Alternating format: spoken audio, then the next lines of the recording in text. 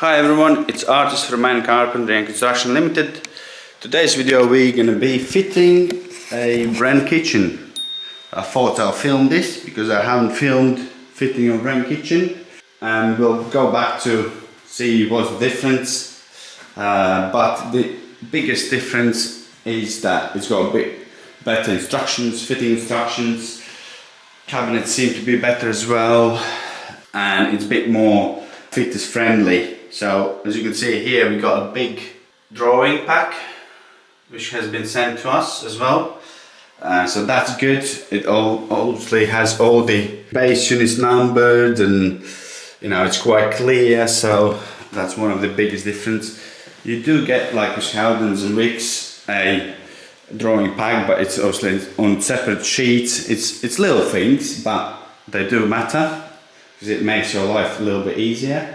So we're gonna have, just to show you, like an L shape kitchen here, so which is there, and we're gonna have a bit of island. We have few units on this wall here, which is, so let me show you. So it's this one here, which is here, like a bit of island coming out, and also we got a pantry, which is here, and there'll be washer dryer here. So for those who think, oh, where that's going, as usual, I will start from the corner out.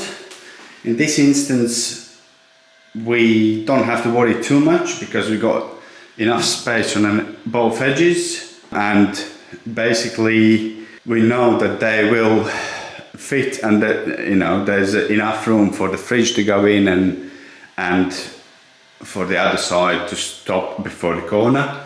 But again, what I always do is mark my spacing on the wall, so it's easier for me then to say cut for pipes, also for cables, any cables which are there, that I know that it's roughly there within, you know, a couple of millimeters, and that hour of drawing it on a wall will save you time later on, because if there is some sort of mistake somewhere made down the line, you will be able to sort of alter it before you have fitted all your units in, which is obviously a pain in the ass because you need to take units out, move stuff, etc.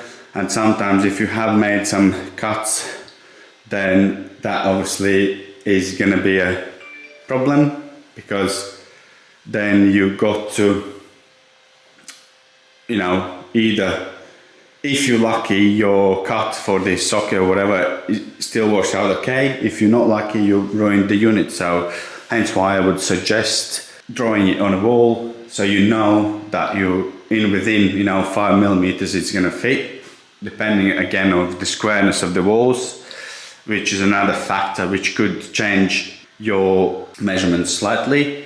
That's another thing to consider, but at least you're gonna, you know, have a sort of more or less idea. So also what you can do before you do it, put a straight edge across to see how flat the walls are, because obviously some walls aren't the best, so you need to factor that in as well. But yeah, in general, that's what we're doing, and I'll catch up with you in a bit. Right, now I marked roughly where my units are, so I know which is which. Obviously we start from the corner. Also I've pinned laser line to mark where the top of the units need to be, and on the other side as well, so that way we're going to get it all same level. So next step for us is to obviously grab the tool which will clearly say what unit you got. So they are numbered, which is great. So you don't have to sort of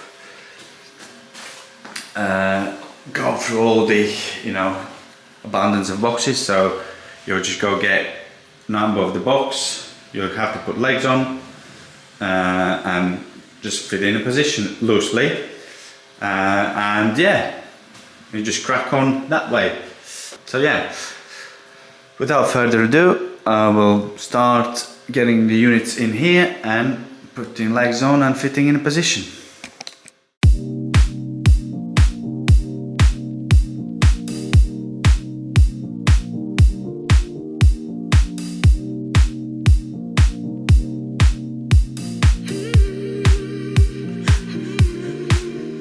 Right, so you see we got two-tone cabinets, so the top is grey.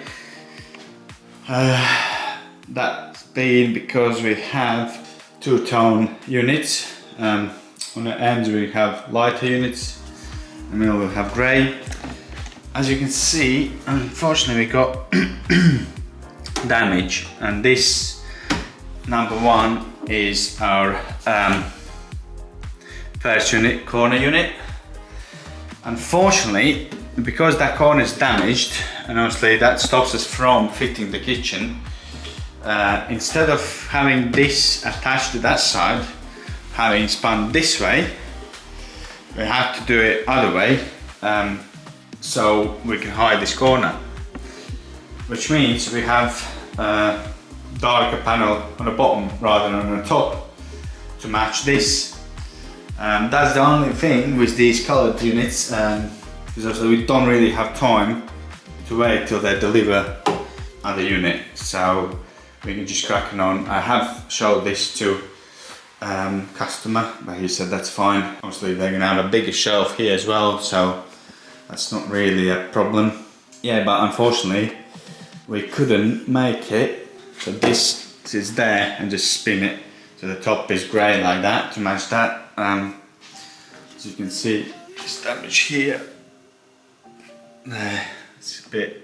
So this corner would be here, but because we spun this around, we've hidden it, so we can actually get on with it rather than being waiting on another unit to be delivered. So yeah, I'll just crack on, and unfortunately it's one of those.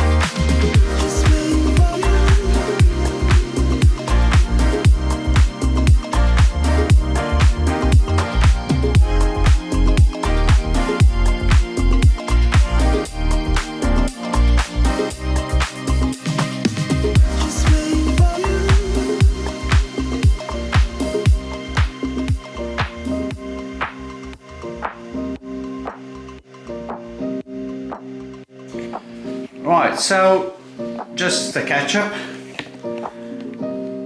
the way these units come, as you can see, this is a drawer unit, so it's got a drawer front on, everything is on.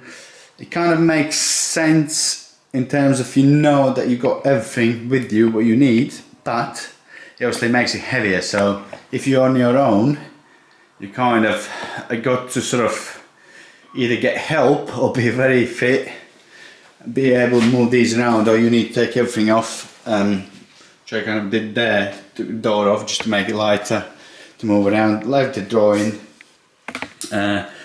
But yeah, so that's the downside, I would say, of this kitchen.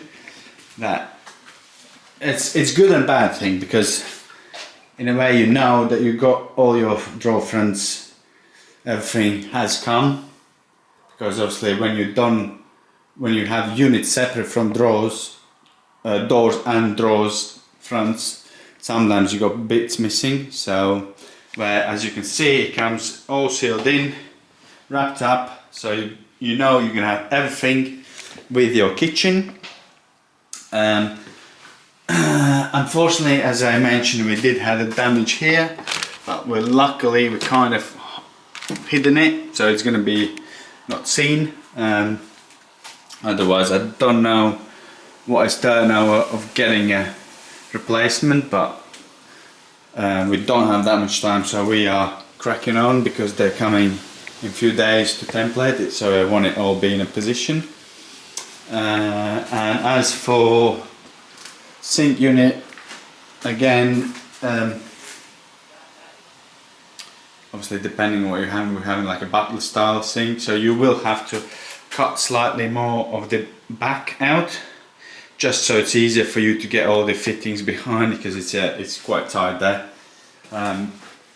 Yeah, well, so far so good, I would say, but personally it would be easier if you wouldn't have drawers inside, but then again, you know, it's catch-21, because then you actually know you got everything, but as I said, you can take it all out and then take all the doors off, and that will be easier for you to move around, so that's not a big problem. The only thing is they don't have separate protection, which is again downside. So, you know, if it's a busy site, you could potentially get it damaged, but then you know that you got everything. So yeah, it swings and roundabouts, I would say. So we've got to fit few more here. So the space for dishwasher, a 400 bin unit, and then a 300 tall unit, and then we're gonna have a wall unit here, which is fine. And then obviously sink, and then we're gonna have a Carrara unit with a corner and a wine cooler there. So we're having that as well, but we'll concentrate on this, and then we'll do this part here. And then we got like a pantry, but that has different tops, so that doesn't really matter. That doesn't have to be done. So the main area is the kitchen and a bit of water there, so they can template it. So yeah, I hope you've been enjoying it, and I'll catch up you in a bit.